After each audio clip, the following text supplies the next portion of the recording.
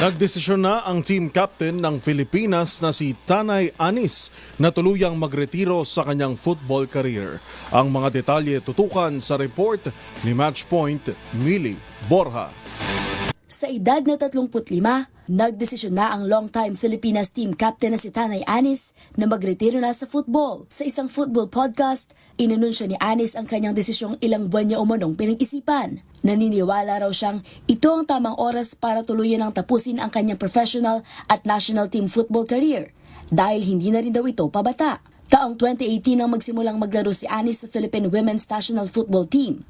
2022 nang tumayo ito bilang team captain sa AFF Women's Championship at naging bahagi rin ng makasaysayang kampanya ng Pilipinas sa 2023 FIFA Women's World Cup. Sa kanyang professional career, naka-score ito ng 14 goals at mayroong 43 caps. Huling naglaro si Anis sa national team noong April 2024 sa isang friendly game laban sa South Korea. At yan ang mga latest updates sa mundo ng sports.